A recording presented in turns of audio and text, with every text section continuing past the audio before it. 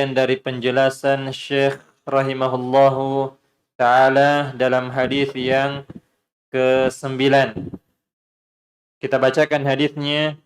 An Nabi Hurairah Abdurrahman bin Sakhr qala sami'tu Rasulullah sallallahu alaihi wasallam yaqul.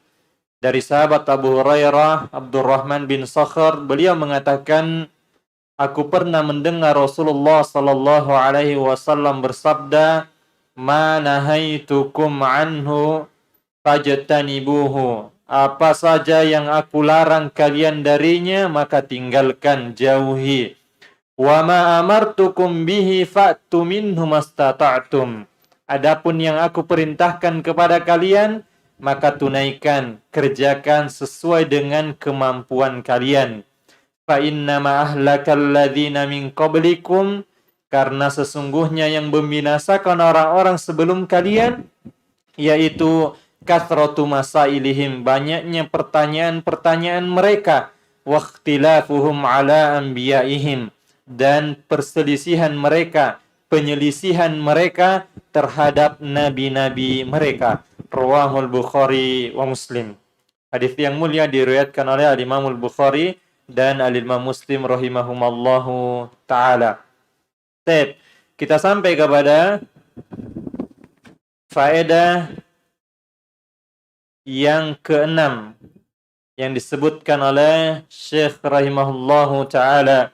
Qala al-musannif rahimahullahu ta'ala, berkata Syekh pengarang kitab rahimahullahu ta'ala, anna, sesungguhnya, man ajiza, orang yang ajiz, lemah, an fi'lil ma'muri bihi, sungguhnya orang yang lemah terhadap perintah, yakni nggak bisa menjalankan suatu perintah, kullihi, seluruhnya, yakni perintah, dia nggak bisa menunaikan seluruh perintah ini, wa qadara ala ba'dihi, sedangkan dia mampu menunaikan sebagiannya. Contoh, sholat. Dia mampu sholat, tapi sebagiannya dia nggak mampu menunaikan semuanya. Contohnya, dia nggak bisa berdiri, atau dia nggak bisa duduk. Orang seperti ini. Maka, bagaimana? Fa innahu ya'ti bima amkana minhu. Maka dia kerjakan sesuai dengan kemampuan dia. Sesuai dengan kemampuan dia. Sehingga nggak ada alasan, Bapak. Orang nggak melakukan perintah Allah, kemudian alasan saya nggak sanggup. Ada jalannya. Ada solusinya, Allah mudahkan. Makanya agama kita, inna dina yisrun. Agama Islam ini mudah, Bapak. Karena kalau kita tidak sanggup derajat yang ini, akan dimudahkan oleh Allah. Ada jalan keluarnya. Ada jalan keluarnya. Kemudian kata Syekh, wa yadkhulu fi hadza masailu muta'addidatun, dan kaidah ini banyak permasalahan yang masuk di dalamnya, yaitu semua syariat, perintah yang seseorang nggak bisa melaksanakan secara sempurna, maka dia kerjakan yang mampu. Dia kerjakan yang mampu. Minha, permasalahan yang pertama, Bapak, at-toharatu. Apa? Bersuci. Kan sudah kan? Nggak asing lagi toharo itu. Sudah bahas di kitab fikih, pembahasan masalah toharo. Nah, bersuci. Masalah bersuci. Fa'idha qadara ala ba'diha, apabila seseorang mampu bersuci sebagiannya, nggak bisa sempurna cara bersucinya, wa'ajiz 'anil baqi, dia lemah di sebagiannya, nggak bisa secara sempurna, imma li'adamil ma, mungkin nggak ada air, maka bisa nggak wudhu? Nggak bisa, karena wudhu harus pakai air. Iya toh Pak? Wudhu harus pakai air toh Pak? Iya. Masa nggak boleh pakai debu? Bukan wudhu lagi namanya, tapi tayamum. Sorry. Jadi nggak bisa orang berwudhu tanpa air. Paham ya? Nah, kalau bersuci boleh dengan tanpa air, kalau memang nggak ada air. Nah, tapi berwudu nggak bisa. Imma li'adamil ma, bisa jadi karena nggak ada air, atau Ada air, tapi nggak bisa digunakan. Contohnya, Pak. Ada air, Pak, tapi nggak bisa digunakan. Contohnya. Iya, Pak. Ya bisa air sabun, karena dia suci tapi tidak mensucikan. Apalagi, Pak? Ini airnya murni, Pak. Ya, boleh, Pak. Nabi Shallallahu Alaihi Wasallam pernah ditanya tentang air laut, kata beliau Shallallahu Alaihi Wasallam, ma'uhu tahurun wa hilun maitatuhu. Nah, airnya suci dan mensucikan, bangkainya halal. Makanya nggak ada orang nyembeli ikan. Nah, sekarang ada air tapi nggak bisa dipakai. Contohnya, air di bor. Ya, airnya banyak sekali. Kelihatan. Gimana ngambilnya? Lagi mati lampu. Dah, dia dihukumi tidak ada air. Dia dihukumi tidak ada air karena nggak bisa dipakai. Nggak bisa dipakai. Atau kondisi yang kedua, aulid darurati bisti'malihi. Kalau menggunakan air akan memudaratkan. Contohnya apa, Pak? Masa orang kena air bahaya? Iya, sakit, Pak. Kata dokter, Pak, ini penyakitnya jangan sampai kena air. Ini kalau kena air bengkak, infeksi. Tolong jangan sampai kena air. Jangan ngotot. Oh, ini dokter nggak tahu agama nih. Orang mau sholat. Ya kalau Anda bukan muslim, ya pantas kita ini muslim. Wajib kita sholat. Nah, sholat orang mau wudhu. Tidak, berarti dia dihukumi tidak boleh menggunakan air karena memudaratkan dia. Nah, memudaratkan dia. Jika keadaannya demikian, fa innahu ya'ti min dalika, maka dia kerjakan dari wudu tersebut bima qadara alaihi, semampu dia. Semampu dia. Wa yatayammamu lil baqi, kemudian lebihnya dia tayamum. Contoh, airnya sedikit. Ini nggak cukup buat wudu ini. Cari-cari nggak ada sudah, dan hampir habis waktunya, waktu sholat. Maka kalau Syekh di sini mengatakan dia pakai air itu. Ya pakai air. Kalau sudah sampai, misalkan sudah sampai siku, habis sudah. Maka selebihnya dia tayamum. Meskipun ini adalah sedikit perbincangan para ulama, ada yang mengatakan tidak usah, langsung tayamum. Karena berarti nggak ada air, nggak cukup. Soalnya nggak cukup dipakai berwudu. Jadi cukup langsung tayamum. Sebagian mengatakan tidak, dia harus pakai dulu. Siapa tahu nanti cukup. Nah, sehingga ini biasa, sehingga ini perselian seperti ini biasa. Nah, silahkan saudaraku mengambil mana yang lebih mudah baginya. 6. Kemudian lebihnya tayamum. Kata dia, toh nanti kalau sudah, sisanya apa? Tayamum. Tayamum kayak mana? Apa yang di sini aja digosok? Enggak, tayamum seperti biasa. Yang menggantikan wudhu, semuanya juga gini. Nah, sama aja berarti. Enggak ada gunanya yang di pertama tadi. Nah, Allahu Ta'ala a'lamu bissawab. Jadi pilih. 6. Minha, permasalahan diantaranya Bapak, jika seorang tidak mampu melakukan ibadah itu secara sempurna, dia mampu sebagiannya, maka dia kerjakan sebagiannya dan yang lainnya diberikan kemudahan. Yang kedua adalah masalah as-salatu, masalah salat. Fa idza qadara ala ba'dihha faman ajiza 'anis salati qa'iman, siapa yang lemah enggak mampu untuk berdiri salat, lima radin, karena sakit, shallaka qa'idan, maka dia salat dalam keadaan duduk. Salat dalam keadaan duduk. Fa in lam yastati' fa 'ala janbin, kalau enggak mampu duduk dia baring. Baring, miring, ala janbi, miring. Seandainya nggak bisa miring, udah, apa namanya? Terlentang. Nah, fa in lam yastati', kalau nggak mampu juga, auma'a bi ra'sihi, dia auma'a, apa namanya? Berisyarat dengan kepalanya. Dengan kepalanya. Kenapa? Siapa yang nggak mampu melaksanakan ibadah secara sempurna, dia kerjakan yang dia mampu. Ini kaidahnya, dia kerjakan yang dia mampu.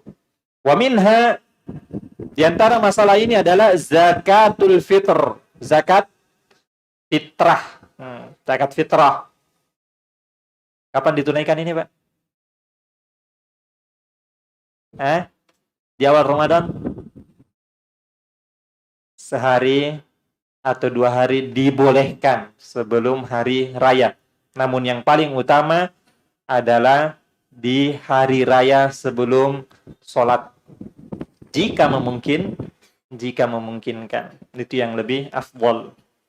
Biar kaum muslimin bergembira di hari kaum muslimin semuanya bergembira. 6. Zakatul fitr fa'idha qadara ala ikhraji ba'di sa'in, jika dia mampu mengeluarkan sebagian sa'. Saya tanya, Pak, berapa ukuran zakat fitrah? 1 karung? Berapa? Ya, Pak?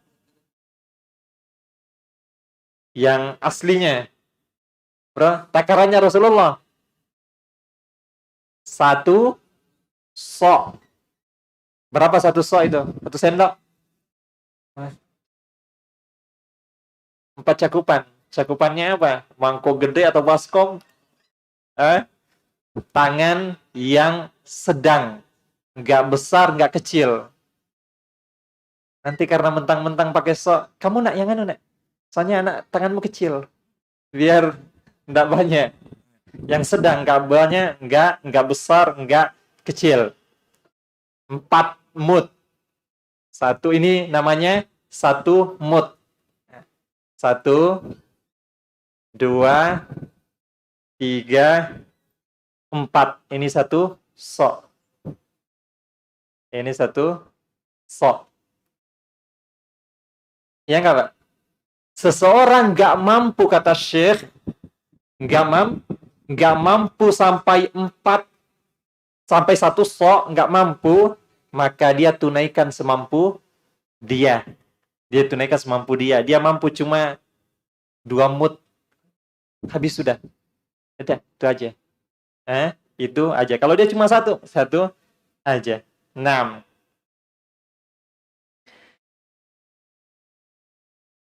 Lazimahu dzalik, maka dia wajib tunaikan yang dia mampu. Wa minha, di antara permasalahan ini, man alaihi nafaqatun wajibatun, siapa yang memiliki nafkah yang wajib. Ada nafkah yang wajib, dia wajib menafkahinya. Contohnya apa, Pak? Istri, anak, itu wajib dinafkahi. Apalagi? Atau rokik, budaknya, dia wajib nafkahi. Man alaihi nafaqatun wajibah, dia apa yang memiliki kewajiban nafkah, wa ajiza an jami'iha, namun dia tidak mampu menunaikan seluruhnya. Dia banyak tanggungannya, tapi dia nggak bisa memenuhi semuanya. Bada bizaujatihi, maka yang pertama kali yang wajib bagi dia tunaikan adalah nafkah istrinya. Farokikihi, masih ada lebihnya. Rokikihi, apanya? Budaknya. Nah, masih ada falwalad, maka anaknya diberikan. Kemudian falwalidain, masih ada lebihnya, masih ada yang wajib dia nafkahi, maka falwalidain, maka diberikan kepada orang tuanya. Fal aqrabu tsummal aqrab, kemudian yang terdekat, kemudian yang terdekat. Jika dia punya nafkah yang wajib, ini seandainya dia wajib nafkahi semua ini. Tapi kalau cuma punya istri misalkan yang wajib dia nafkahi, ya itu saja. Tapi ini seandainya dia punya kewajiban yang banyak, tapi dia cuma mampu sebagiannya, maka dia mulai yang paling dekat, kemudian paling dekat. Sudah habis, sudah. Kalau tidak bisa lagi, ya nafkahi yang lainnya tersebut. Ila ghairi dzalika minal ahkam, dengan yang lainnya dari hukum-hukum syariat. Dikiaskan semuanya, Pak. Kiaskan semuanya ibadah-ibadah yang kita mampu sebagiannya, namun kita tidak mampu seluruhnya. Kita wajib tunaikan yang kita mampu, selebihnya kita serahkan kepada Allah Subhanahu wa taala. 6. Faedah berikutnya, an-nahyu an kathratil masaili. Di dalam hadis yang mulia ada larangan dari banyak bertanya. Bertanya apa ini, Pak? Bertanya tentang permasalahan yang masa nggak boleh nanya, Ustaz? Bahkan Ustaz kadang siapa yang mau nanya? Masa suruh nanya, nggak boleh nanya. Padahal. Maksudnya apa, Pak? Bertanya perkara yang nggak ada faedahnya. Bertanya perkara yang nggak ada faedahnya, nggak ada gunanya. Buat apa dia tanyakan ini? Nggak ada. Atau pertanyaan masalah yang lainnya. Kita akan sampaikan apa dikatakan Syekh. La siyama waqta nuzulil wahyi. Terlebih lagi tatkala masih turunnya wahyu. Di mana ini, Pak? Di zamannya siapa? Zamannya Rasulullah sallallahu alaihi wasallam. Ketika itu sangat dilarang orang banyak bertanya tentang perkara yang nggak ada gunanya, nggak ada faedahnya. Dia tanyakan. Kenapa? Sangat dilarang ketika masih turunnya wahyu, karena ketika itu masih ada turun hukum-hukum. Li'annahu rubbama yujibu tahrima syai'in lam yahram atau lam yahrum. Karena bisa jadi nanti penyebab terjadinya diharamkannya sesuatu padahal sebelumnya nggak haram. Tapi karena ditanyakan masa ini akhirnya jadi diharamkan. Au ijabu syai'in lam yajib.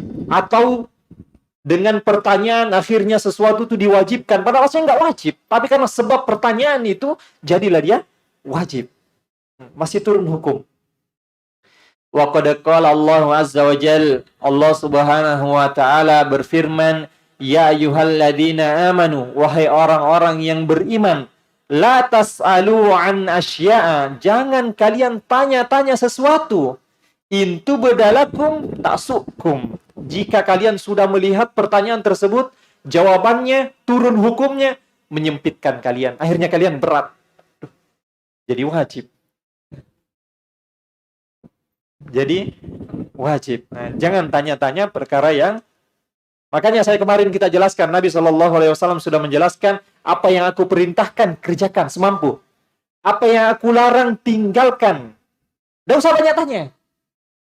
Saya nanti tanya akhirnya wajib, tanya akhirnya haram. Antum sendiri yang susah. Simple. Perintah kerjakan, larangan tinggalkan.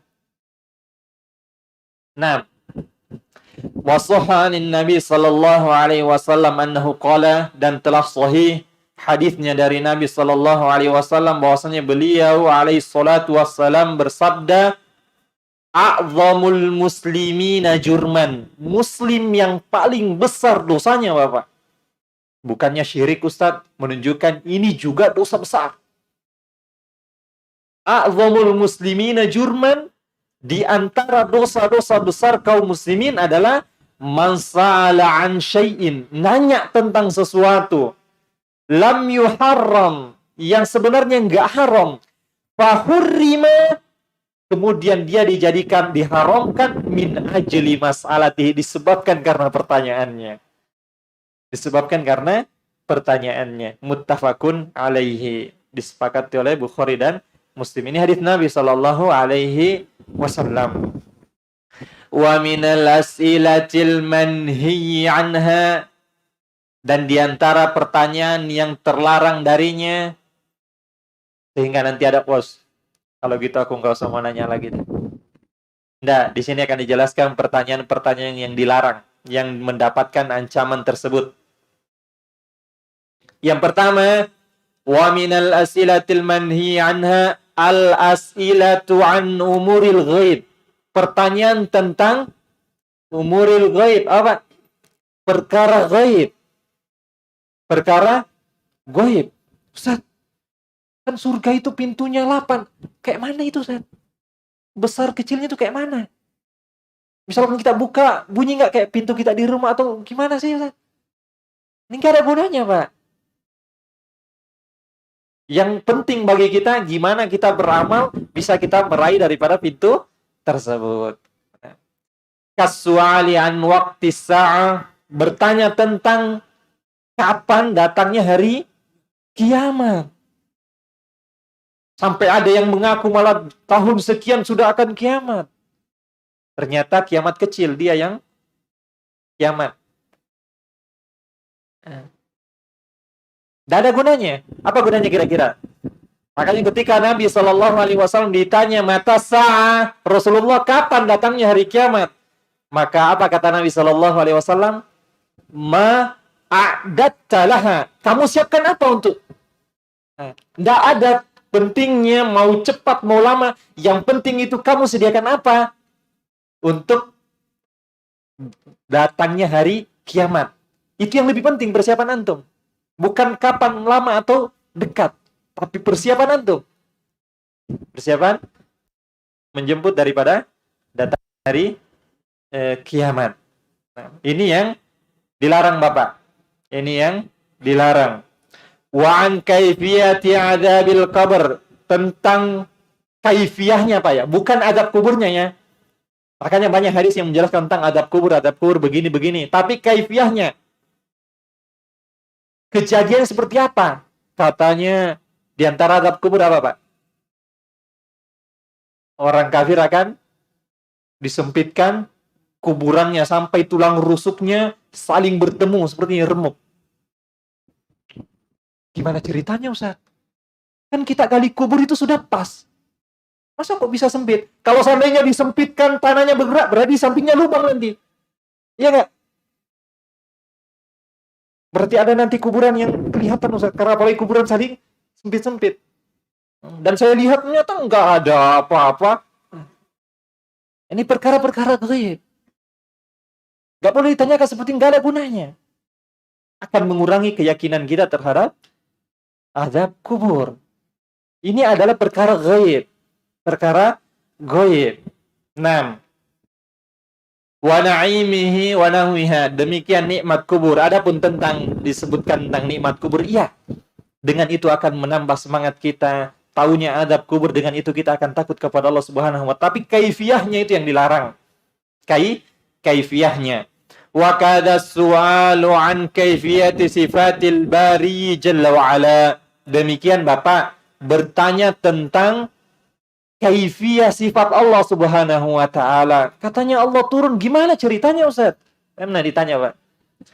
Katanya Ustaz, Allah itu turun di sepertiga malam. Bukankah waktu itu berputar terus? Ini sepertiga malam, ini sepertiga malam, ini sepertiga. Berarti Allah nggak naik-naik. Ya tidak Pak?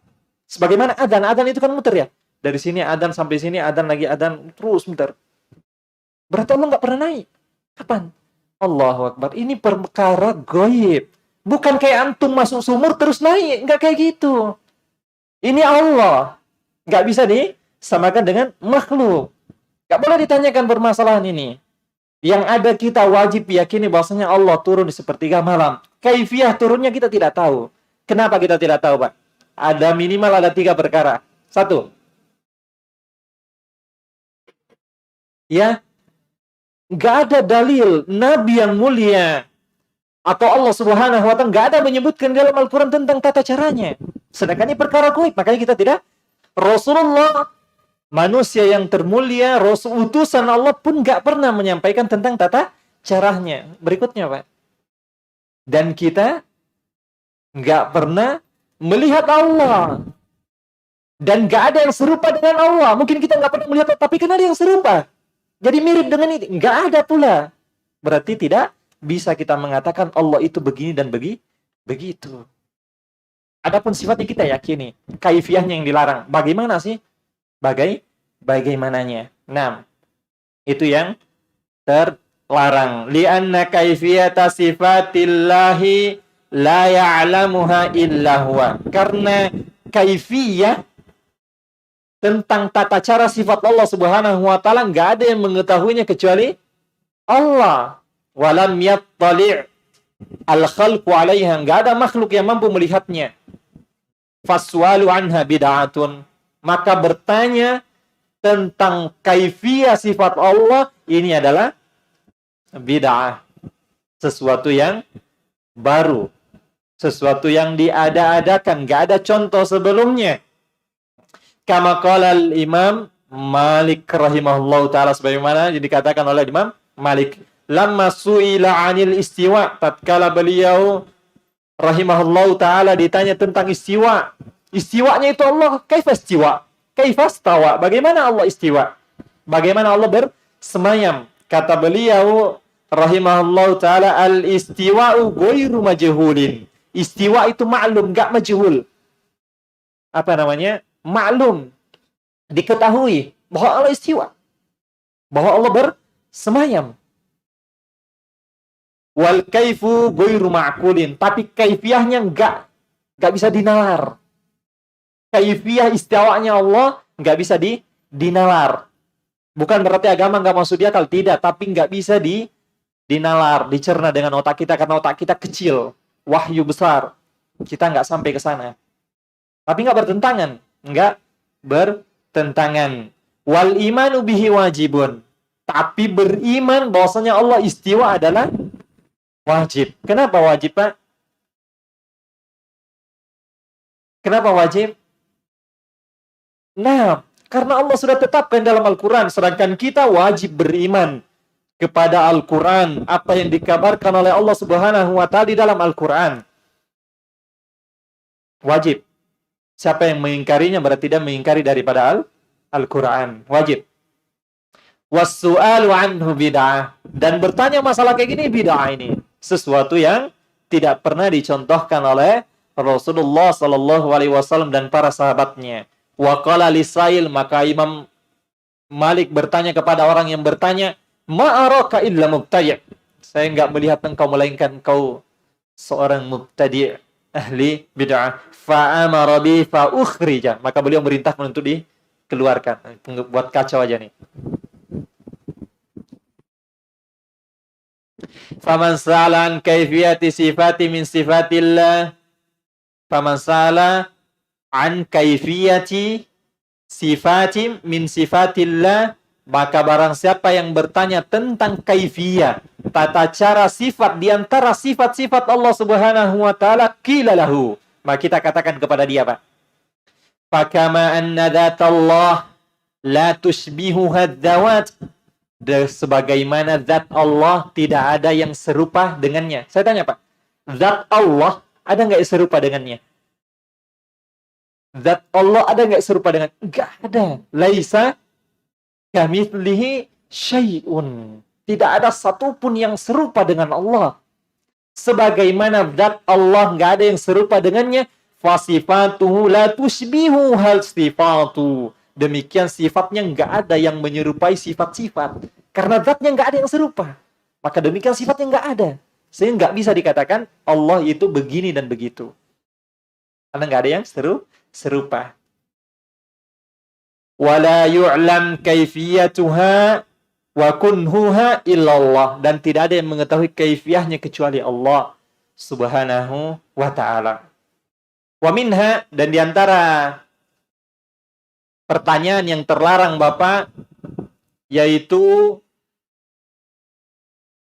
as-su'alu ala wajhi ta'annuti, bertanya tentang pertanyaan ta'annut atau tanattu', berlebih-lebihan, gulu, tanya permasalahan yang berlebih-lebihan. Anjingnya Ashabul Kahfi itu warna apa ya? Ini tanattu'. Buat apa? Nggak ada bedanya buat kita. Nggak ada bedanya buat kita. Fa inna hadza manhiyun anhu, maka perkara tersebut terlarang. Wa qad qala Nabi sallallahu alaihi wasallam, Nabi sallallahu alaihi wasallam bersabda, halakal mutanatti'un, qalaha thalathan, rawahu Muslim. Nabi sallallahu alaihi wasallam menyebutkan halakal mutanatti'un, halakal mutanatti'un, halakal mutanatti'un, binasa orang-orang yang gulu, binasa orang-orang yang berlebihan, binasa orang-orang yang terlalu mendalam-dalam, berlebih-lebihan. Nah, wa minha, diantara pertanyaan yang terlarang adalah as-su'alu amma lam yaqa', bertanya tentang sesuatu yang belum pernah terjadi. Ustaz, kalau misalkan saya di bulan, Ustaz, saya menghadap kemana kalau mau sholat? Kalau seandainya saya di bulan, saya kalau mau sholat menghadap kemana, Ustaz? Saya yang bisa jawab. Maka kalau Ustadz Ahmad yang dari Riau itu, kalau saya ditanya kayak gitu, saya tanya, nih HP, nomor HP saya ambil. Nanti kalau kamu sudah di bulan, telepon saya. Soalnya belum terjadi. Nah, belum terjadi. Tanatur. Nah, belum terjadi sudah ditanyakan. Wa qad kariha katsirun minas salafi at-tasa'a as-su'al as-su'al 'anil hawadits qabla wuqu'iha. Nah, karya katsirun minas salaf. Kebanyakan para salaf, para ulama salaf terdahulu membenci as-su'ala, pertanyaan-pertanyaan anil hawadits, tentang kejadian qabla wuqu'i, sebelum terjadi. Sebelum terjadi. Qala Ibnu Umar radhiyallahu anhu berkata, la tas'alu amma lam yakun. Jangan tanya-tanya yang belum terjadi. Fa inni sami'tu, karena sungguhnya aku pernah mendengar Umar. Apanya Pak ini? Bapaknya. La'ana sa'ila amma lam yakun. Jangan tanya-tanya perkara yang belum terjadi. Karena saya pernah mendengar Umar, yakni bapaknya, melaknat orang yang bertanya terhadap perkara yang belum terjadi. Belum terjadi. Masih banyak perkara yang lebih penting bagi kita untuk ketahui. Masih banyak yang lebih penting bagi kita. Wa kana Zaid bin Thabit radhiyallahu anhu idza su'ila 'anil asya'i yaqul. Beliau ketika ditanya tentang sesuatu, maka beliau mengatakan apa? Nanya balik. Kana hadza? Ini sudah terjadi belum? Ini terjadi enggak? Fa in qalula, jika dia mengatakan belum, belum, maka beliau mengatakan qala da'u hatta yakuna. Tinggalkan kalau gitu sampai terjadi. Tunggu terjadi baru tanyakan. Belum, sudah. Karena min husnil islamil mar'i tarkuhu ma la ya'ni. Di antara kebaikan Islam seseorang, dia tinggalkan yang tidak penting baginya. Karena belum terjadi juga. Belum terjadi juga. Amma su'alu ala wajhil istirsyad. Adapun pertanyaan-pertanyaan dalam rangka untuk mencari kejelasan, mencari penjelasan anil masailid diniyah, dalam masalah agama, Ustaz, apa hukumnya ini? Kalau misalkan begini, apa hukumnya? Min usulin, baik dari masalah usul, pokok, wa furu'in atau cabang, ibadatin, dalam masalah ibadah-ibadah, au muamalat atau muamalah, Ustaz, apa hukumnya jual beli seperti ini? Bagaimana kalau barangnya seperti ini dan seperti itu? Fa inna hadza mimma amarallahu bihi wa rasuluhu. Maka perkara yang seperti ini, perkara yang Allah perintahkan dan Rasulnya sallallahu alaihi wasallam perintahkan. Bukan termasuk pertanyaan-pertanyaan yang terlarang. Kalau Allah Ta'ala, Allah Subhanahu wa Ta'ala berfirman, fas'alu, maka tanyalah ahla dzikri, ahli ilmu, in kuntum la ta'lamun, jika memang engkau tidak mengetahuinya. Sini ada perintah Bapak untuk bertanya. Berarti yang terlarang adalah penting. Bertanya perkara ghaib, bertanya tentang kaifiyah sifatullah, bertanya tentang perkara yang belum terjadi dan yang lainnya. Adapun permasalahan-permasalahan agama, istirsyad, minta penjelasan, maka ini sangat dianjurkan.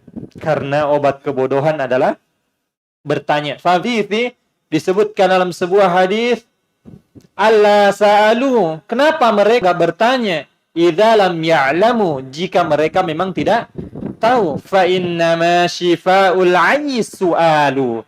Karena obat daripada kebodohan adalah bertanya. Obat kebodohan adalah bertanya.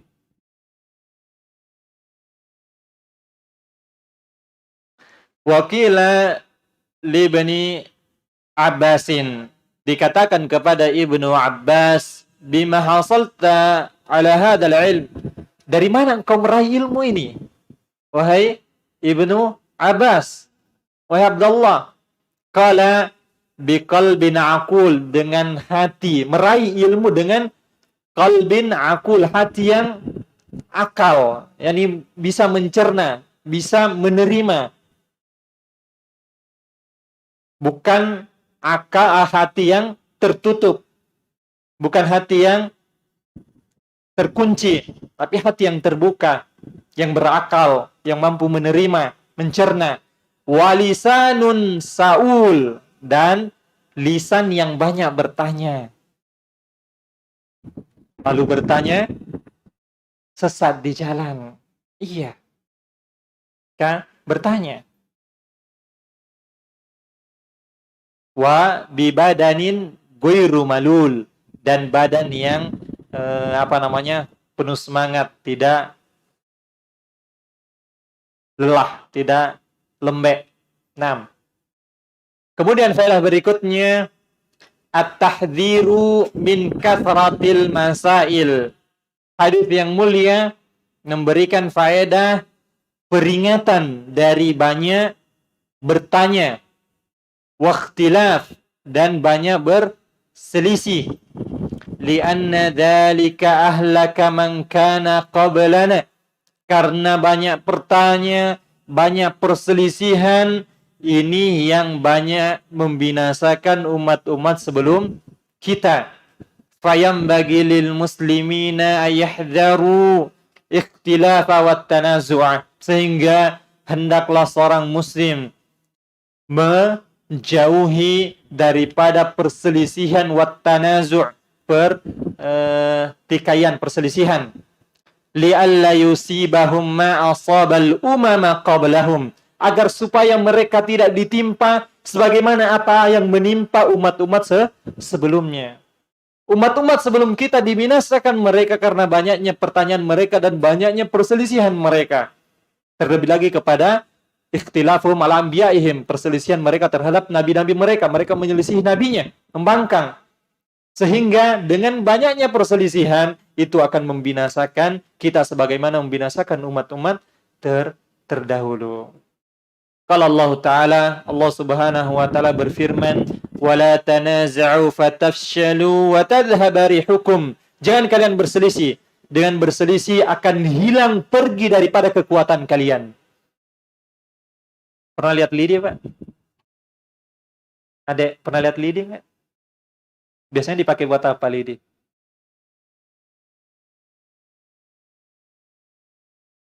Buat nyapu. Iya. Kalau makin banyak lidinya, makin kuat apa makin kuat. Nyapu sebentar. Tapi coba pakai 2 aja. Oh, lamanya. Ya enggak? Nah, dengan banyaknya seorang dia akan kuat. Tapi kalau dia berselisih, dia akan menjadi lemah. Dia akan menjadi lemah. 6. Wasbiru, dan bersabarlah kalian, innallaha ma'as sabirin. Sesungguhnya Allah Subhanahu wa taala bersama orang-orang yang sabar. Ini yang disampaikan oleh Syekh rahimahullahu taala. Jika ada pertanyaan, silahkan. Jika kita bisa jawab, kita akan jawab. Jika tidak, kita akan tanyakan insyaallah taala.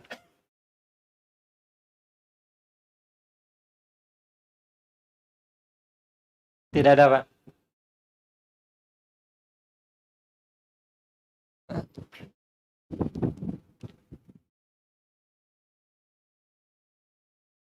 PR. Oh iya, apa minggu lalu?